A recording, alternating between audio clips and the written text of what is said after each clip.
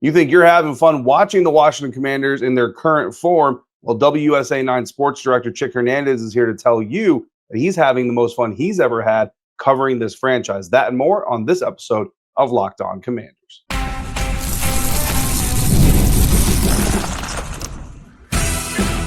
You are Locked On Commanders, your daily podcast on the Washington Commanders. Part of the Locked On Podcast Network, your team every day. And welcome inside today's episode of Locked On Commanders. I'm your host, David Harrison, here with you every Monday through Friday. Your friend, your eyes, your ears on the ground, covering the Washington Commanders for Sports Illustrated's CommanderGameDay.com. Also for WUSA9.com, helping out with their local coverage of the team. And we're going to have sports director Chick Hernandez from WUSA 9 on today's episode. Funny enough, I was able to get the interview with him done before I fell ill at the NFL League meetings. You're actually going to hear a little bit of banter between he and I about food, which shortly thereafter, I wanted nothing to do with food, or for the next 2 days after that, really wanted nothing to do with any type of food. But it's going to be an interesting part of the conversation, a little bit of a backstory when you hear the conversation going on. I want to thank you for coming through for today's episode. Every dayers, as always, I want to give you a special thank you for coming through every single day. And for anybody out there, if you're not already, please subscribe for free on YouTube or wherever you are listening to today's show. If you're new to the show, typically it's a solo show. Typically it's just me giving my analysis, sharing the news, answering insider questions, doing all kinds of fun stuff like that. But today we are going to have an interview episode. Chick Hernandez, like I said, sports director of WUSA 9, CBS affiliate in Washington, D.C., joining us today to talk about the new Commanders, how he's looking at this new Commanders team, what's going on with this franchise.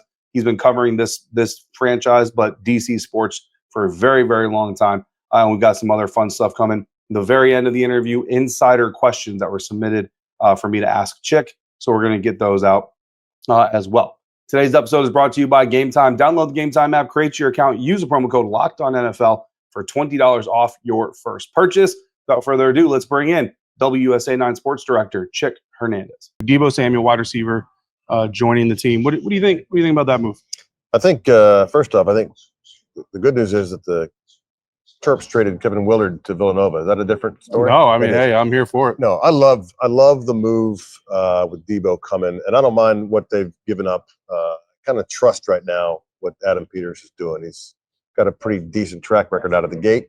Even as an assistant at San Fran, and he knows Deebo and what he can bring. So that's, I think you talk about Adam Peters and Dan Quinn, the moves they're making, a lot of those moves are made out of familiarity with guys. They know what those guys bring. It's a comfort factor for them. So I'm all for it. It provides another freaking weapon for JD5. That's huge. When you think about what he's got, Zach Ertz, a tremendous safety valve, red zone guy, and now you got a guy that if you get him in space, it's just a DB is making a business decision on whether he wants to take him on or not. Yeah, absolutely, and also going to help out Jayden Daniels, right? As the addition of Laremy Tunsil, the left tackle coming from Houston. What do you think about that? That's it's the quintessential blind side, right? It's another protective factor for a guy who, look, let's be honest, he's slender. Right, and you don't want somebody from the backside and him not being aware of it, right? Yeah. So it's a huge plus run game too. By the way, let's not get away from that. But that's a comfort factor. And what's going to happen is, and I'm sure it's already happened, is that Jayden's has already talked to Laremy and said, you're part of the family, let's go. And that's what they've been grooming and with this organization over the last year and a half. So it's a win-win. Bring the big fella in. That rhymed, by the way. It's a win-win to bring the big fella in. It should be a T-shirt when you think about it. Absolutely. The season goes well, we might turn it into a T-shirt. Okay. All right. So those are trades, right? But obviously some names brought in through free agency. Of the names, you got Will Harris, you got a couple other guys. Which one is your favorite of the bunch right now? Without obviously getting to see them on the field yet. Sure. I'm intrigued by Michael Gallup. And so that's a guy that Dan Quinn saw his 3 years in Dallas. He saw what that guy could do. And what did he tell us? He said he felt like Gallup was in a great headspace. Yeah. Man, if you get and anybody who's been in that locker room or come into that locker room, the Zach Ertzes, the Bobby Wagners of the world, they felt the difference. Yeah. So if Gallup comes in here going, I got McLaurin, come on, man. It's I'm excited to see. That's the guy I'm looking for production purposes. Yeah. A guy who Nobody. He's a question mark. Mm-hmm. And I think Cliff Kingsbury, all the weapons, turns that question mark into an exclamation mark. Yeah, I mean, look, he's a guy that, obviously never covered the Cowboys or anything like that, but he's a guy just knowing people around the league. Like, he was a dude that I was always intrigued by, right, and always thought that his game was very interesting. So to get the opportunity to see him here in Washington with Cliff Kingsbury and Jayden Daniels, I think it's very, a little more size, it's intriguing. A little more size. Yeah. That's huge. It's going to be interesting. We know this staff is going to, if he's one of the best 4 receivers out there, he's going to be one of the first 4 receivers on the field as well. And productive. I think we'll get production out of him. Yeah, I just said we, and I never say we. So that's on me.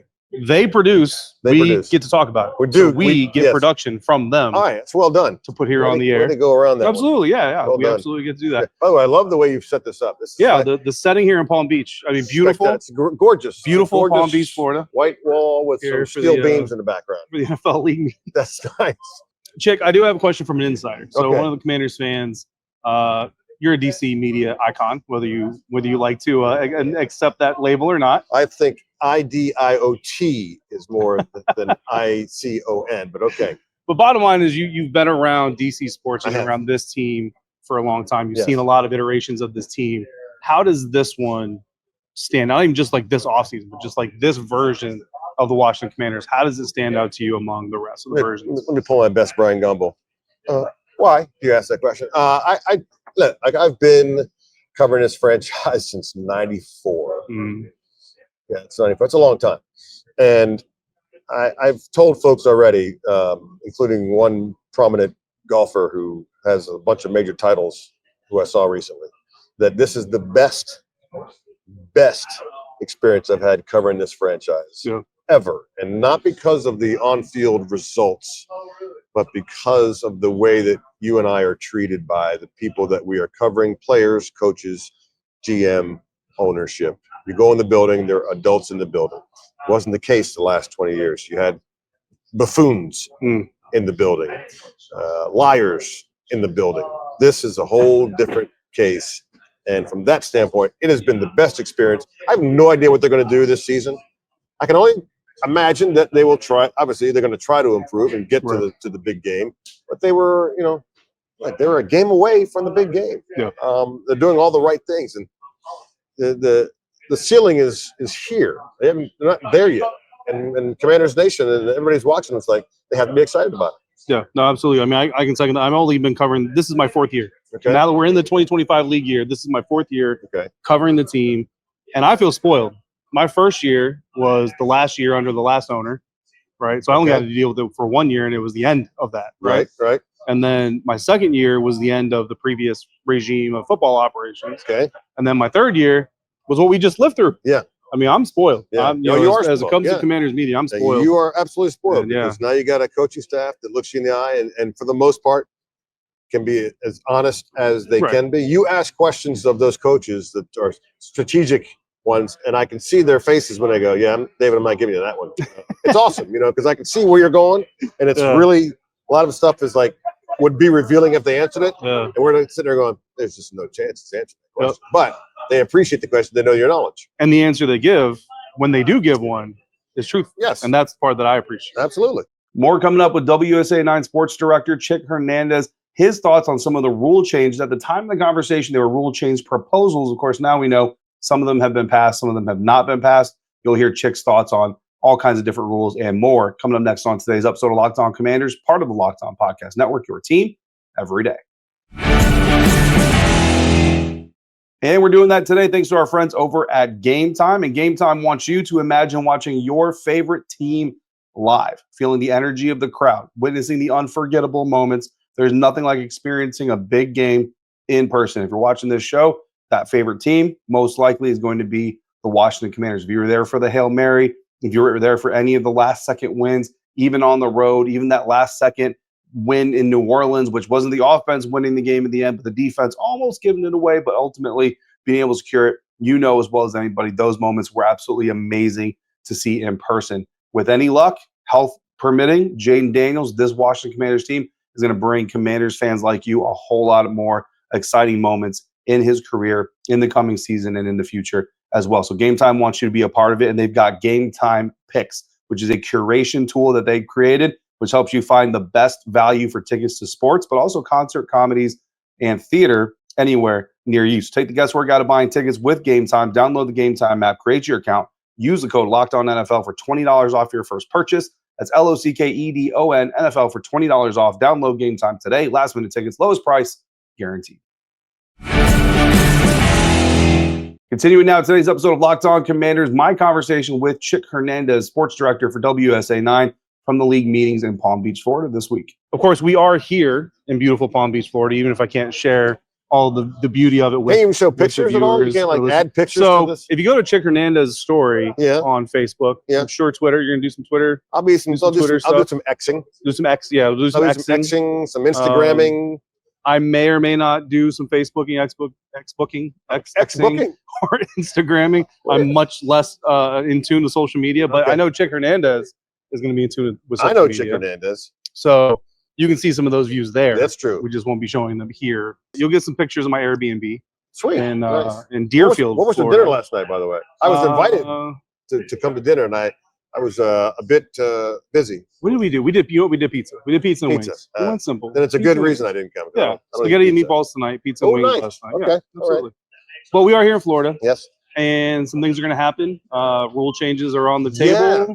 Anytime coaches and GMs get in the vicinity of each other, trade talks, maybe ones that we'll see take place later this April could be coming forward. But multiple rule change ideas on the table. Yeah. Of them, which one is most intriguing to you? There are two that are intriguing. So the one I really, really like is overtime. Mm-hmm. That is, both teams have to possess the ball no matter what the original team with the ball does. If you, in the years past, it's been score a touchdown, game over. Yeah. Kick a field goal, other team has a chance. Now it's both teams get an opportunity no matter what happens. More equity in that. I love that, because what do we do after a team goes rolling down the field and go, wait, we didn't even get a chance. Yep. It's stupid. So I like that. I think that one will pass easily. The intriguing one for me really is that, illegal contact, defensive holding is not automatic first down. Somebody's, they're proposing that let's not make that the case, because we've watched it. Third down and long, great play, and everybody's cheering, and then you look over there as a flag because some guy 7 yards deep went, and the receiver went. Yeah, right. He did a LeBron flop, and not a good actor, LeBron. And I think ultimately I don't think that passes, but I like where they're going with that. They'll move the kickoff back to the 35, the touchback back to 35.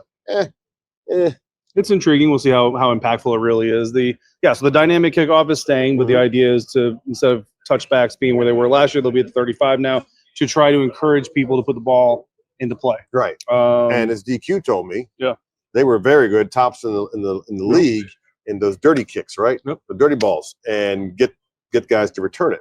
Yep. They want that, and I think obviously Larry Izzo and company will continue that. Because guess what? I mean, you run the risk of a Devontae Turpin returning one all the way for a touchdown, but you also open the door to your unit making a play and getting the ball back for you. By the way, do you remember how the season started for the Washington Commanders? Do you remember the first play? I do not. Austin Eckler? Oh, you know what? Yeah. Returning to the house, but there was a flag. Goodbye? Yeah, but there was a flag. Yeah, who committed that flag? Do you remember? Nick Ballore. Yeah, it was Nick Ballore. Who had been in camp for about 4 days. Yeah, special teams ace, but give him some time to get accustomed to the plan and and the scheme. In the press box, we're all going, who is Nick Ballore and how can he do that? Yeah. It turns out pretty darn good special teamer. Oh, yeah. So DQ's not affected by the rule change. They're going to keep doing what they do with kickoffs. Yeah, it's the guys that are booting the ball out of the end zone that they're trying to affect here with that rule. So we'll see how impactful that is. Well, what's interesting? I talked to DQ, and what he mentioned to me was he was really honored to be a part of the fact they are going to affect change in the game. Every year it happens, but that he gets to be a part of these rule proposals, and that they will go in and discuss and vote on changes to the league that we all grew up watching. And then people will come after me and do the same thing. Pretty cool. Yeah, no, I think it is really cool, and the way that the game is played, but also the way the game is watched, is going to be impacted right here, including something that's happening. Like, this is happening, but first downs this year will be marked by digital Mhm. resources. I'm saying it terribly, but the chain It was gang that you see brutal. on the field It's is going to be not the well backup. done. They're not going to be the official marker. Right. So if you see, try to remember that, football fans, as you're watching games and you see the ball maybe spotted a little short of what you think the chain gang is sitting at, just understand they're the backup in case the technology fails. It's The technology It's all is going to be digital. marking the first down. Electronic, digital, which means to me that I think at some point, because I'm pretty much a whiz, Mm-hmm. I could change the line of scrimmage with my phone. Oh, Just saying. Heaven help us if they get hacked like Monday Night Football game and nobody, I don't know, You know what I'm suddenly saying? it's 1st and 40. But hey, you know what? Get a 5-yard illegal contact penalty and it's 1st and 10. Boom. Don't got to worry about it. That's 2nd and 40 to 1st and 10. smart. Just like that. Smart guy. Yeah, that's all you got to do. Speaking of the conversation with Dan Quinn, Yes. so you were fortunate enough to have the first exclusive one-on-one interview here in beautiful Palm Beach, Florida. Oh, awesome. Right here by the beams in the wall. With the best coach in the NFC, Yes. Dan Quinn, Yes. arguably the NFL. I think he should have been the Should have coach been of the year coach of last the year. year. Should have been coach of the year. You gave it to O'Connor, who was before. Yeah, he should have been the 2023 Yes. coach of the year, Right. not the 2024. Bad juju there. Yeah. So we follow suit, then Dan Quinn will win this year. You would think. So All he has to do is be anywhere near above 500, and then, let's give it to DQ. So if you find those odds on FanDuel, official sports betting partner of the NBA, well done. official sports betting partner of the NFL as well. I need a ding ding for that. Good plug. Yeah, go ahead and do that. Yep. But what was your big question? takeaway from your conversation with DQ, which you can see, by the way, on multiple WSA 9 platforms. That's right. I don't know all of them, Yes. but several WSA 9 Plus and all over the web. The full the broadcast will have some of it. Yeah, we'll do some on TV. I like the fact that you can see the entire interview. And you'll see how we get along. What my takeaway from that was he was very comfortable in his own skin. I did ask what was he most proud of from his standpoint and the team standpoint. He said, I can't even get into myself. I won't go there. Mm-hmm. But what I did notice, what I took away was, I guess the last time we talked was the combine. Yep. And then before that was 2 days after the season was over. And 2 days after the season was over, he looked horrible. Yep. And he said it. I said, you look. And he goes, he was really bothered by how the season ended. Right. Not the loss, but how they lost. Didn't play their game. I think my biggest takeaway was he's so happy to be a part. A year ago, he wasn't part of this whole thing. To be a part of the NFC East, to be a part of NFC coaches, the coaching brethren, to be one of 32 in the world to be in this position. I think he's taken full stock of that. And after weeks of game stuff, he's able to sit back and go, all right, yeah, I'm part of this fraternity, and it's pretty darn cool. He did it before in Atlanta, but this is a different iteration of Dan Quinn for sure. Yeah, I mean, I think it's different when you have it and you lose it. And you fight to get it back. Yeah. But yeah, you can tell DQ, when he came in and said, looking back on his first iteration, like there's things he wants to do different. He felt confident about that. But there's also kind of a dark side to that potentially where someone can almost second guess themselves and say, like, am I making the right decision? Do I need to change up? But DQ really never felt like he wavered. He always had control of what was going on. And he feels that way still here in this second offseason, really first full off season, right? Like now you actually know your team. Like last year off season, he didn't know his team. He doesn't know his team. He doesn't. I mean, not for nothing, but I remember his introductory press conference. He was asked by someone, I can't remember who the reporter is. I apologize, but he was asked like, "What stands out to you from the roster right now?" And he immediately went to the defense tackles. Right. He said the DTs, John Allen, Deron Payne. Right. John Allen, a year later, not with the team anymore. Deron Payne, the subject of a lot of trade speculation, not real rumor, but speculation. A lot of people wondering if he's going to be a part of the team by the time training camp comes around or the regular season comes around. Right. So clearly that just kind of shows like you may know the team as an NFL person, but you don't know the team until you really go to battle. Didn't know. Yeah. Now he knows them full well. And I think when the time off from being a head coach, I mean, we all know he told us he did a lot of self-evaluation, went back to coaches and players and he journaled everything about what the goods, the bads, and then worked on those things. And when he came back, got a second chance, that's why he doesn't flinch when he's like, I did the right thing. I've done the right thing. And he has done the right thing. From the outside looking in, he's done the right thing. And I think he's said it, but the turning point for me in that season was Monday night Cincinnati, get that win, and then not come home, go straight to Arizona. And I went straight to Arizona too to do the Monday sit down with him. And then I kind of watched the bonding had already taken place, but just the ease of these guys aren't stressed, right? The entire staff, kudos to Josh Harrison Company, who said, yeah, take the team, take your staff, set up in Arizona while you're in Cincinnati. So when they get there, all that film work is ready to go. was a huge thing for that organization. Yeah. And by the way, just a little bit of behind the scenes information. Mm-hmm. Owners are here as well, but not just managing partner Josh Harris. I can confirm because I saw him out here in beautiful Palm Beach, Florida. Did you? Mitch Rails. Okay. Mitch Rails is also in. They're all here. They're all going to talk. So They're multiple Commanders owners. We're So trying to get definitely them to an invested staff here. We're trying to get them to talk on camera. We'll see. But they're not right now. We'll see. Because they're in their bathing suits. There's some pending things that could happen or could not happen that might impact that. That is true. Yeah. I mean, we be honest. I mean, there's a stadium thing that's going on. Yeah. Eric Flack of WSA 9 may have some insight on that. I've heard of him. I've heard of him. Yeah, dude. Yeah. All right, one more segment coming up with Chick. So come back for that. We've got insider questions that they sent to me directly to ask Chick. So I will deliver to them those to him coming up next on Locked On Commanders, part of the Locked On Podcast Network, your team every day.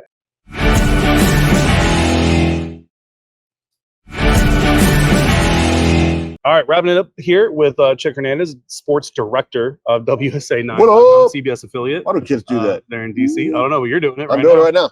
Yep, I sure am. I am. We got three more questions. I already kind of dropped one question from you from an insider of this version of the Commanders versus people. I got three more for you. Three more. First one is going to be Jayden Daniels. Mm-hmm. Is it too early, in your opinion, to talk Jayden Daniels MVP candidate in 2025? Because Lamar Jackson, Patrick Mahomes, both quarterbacks that won MVPs their second years in the NFL. Mm-hmm. Could Jayden take that next step? Not too early. Not too early. After what he did his, rookie year to win the award, all of that. Not too early, because the way he works, I don't see a quote sophomore slump, right? And yes, teams got a second look at him. What happened in the second times they played the Giants, the Eagles? Okay, nobody figured him out. Yeah. And he's only going to be stronger and even more mentally strong with what the NFL is doing and how defenses are defending him. The VR work, everything else. This guy is light years ahead. Look, I asked Raheem Morris at the NFL Combine, do you think all the coaches will go to VR work for the quarterbacks? His direct response was, well, first off, Jayden's a different cat. Yeah. And so we'll take a look, and it may not be for our quarterbacks, and it may not be for several quarterbacks in the league because that's not how they process the game. Yeah. Jayden processes the game that way. So, no, not too early at all to say, but I wouldn't say it right now. I would say, let's go. Let's see you play the first 4 games, and then we start talking. But if you want to start talking about Jayden as an MVP candidate, I mean, look, odds are going to go out there. There's going to be projections, all that stuff. It's gonna get brought up, and I don't think it's too early either. Cliff Kingsbury. Mm-hmm.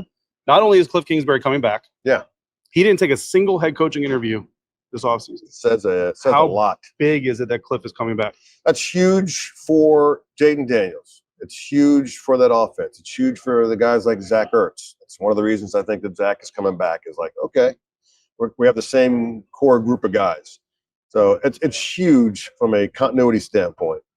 Obviously, if they do the same thing they did this past year, Cliff's going to get another head coaching job, and deservedly so. Yeah. I like the fact that because of the culture they built, let alone the results, a guy like Cliff Kingsbury says, I want to hang out. I want to hang around for this. I want to see this again. I'm going to get my money, whatever. I want to see how far I can take this kid in this offense. So it's huge from that standpoint. I think if Cliff wasn't here, which is maybe the bigger point, if he wasn't here, this offense changes, and I'm not sure which are the better. Right. Yeah, that's always a crapshoot when you want to go through and change the offense, even in little ways. It could have major ramifications.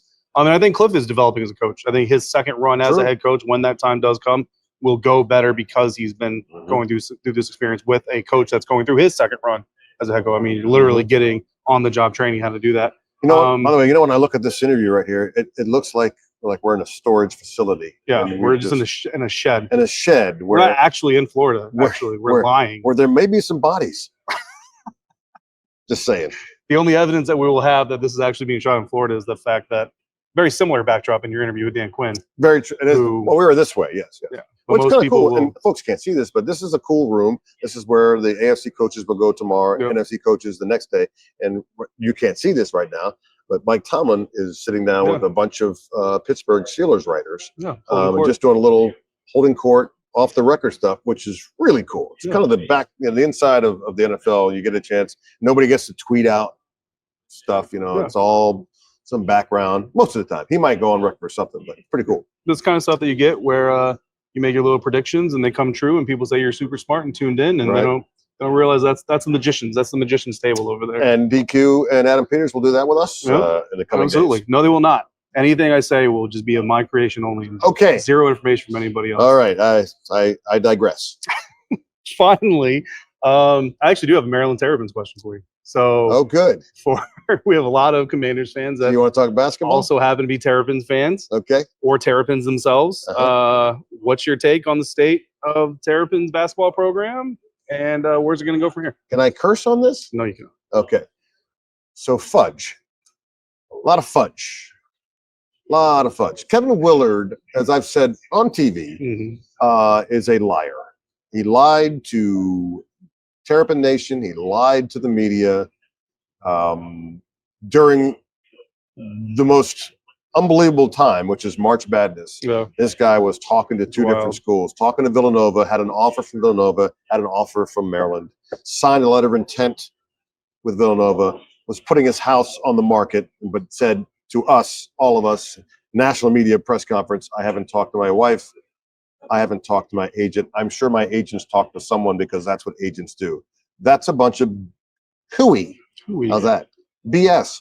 So not happy right now as a Maryland Terrapin alum. I don't know what they're going to do when it comes to a coach, but if you could have designed a class on how to butcher a departure, it is Professor Willard at the top. Just awful. Same thing he did, by the way, leaving from Seton Hall to come to Maryland, almost verbatim in his press conference. So I'm not a big fan of him.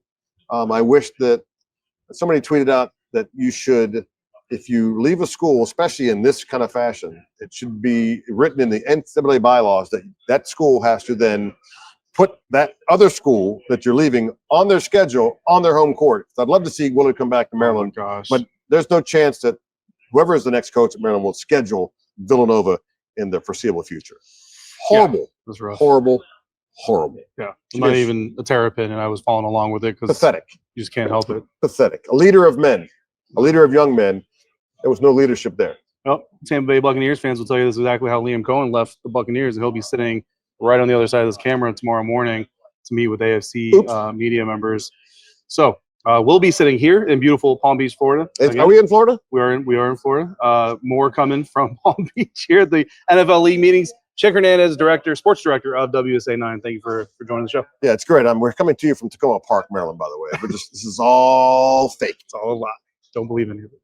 And that is going to wrap up our interview with Chick Hernandez. So, yes, this interview took place earlier in the week. Again, I fell ill, wasn't able to get it completely done before falling ill and ultimately having to kind of shelve it for a few days. But I think still a lot of good information there, a lot of good opinions from Chick on things going around the Washington Commanders. So for our next episode, we're actually going to finish the week with another mailbag. We've got so many insider mailbag questions that we need to get to, but we are going to drop another mailbag question, or a mailbag episode rather, before we wrap up the week. In the meantime, if you've got questions or comments or topics that you want to hear discussed on the show, you can send them to me directly by sending me a text. To do that, become a Locked On Commanders insider. Join subtext.com/LockedOnCommanders.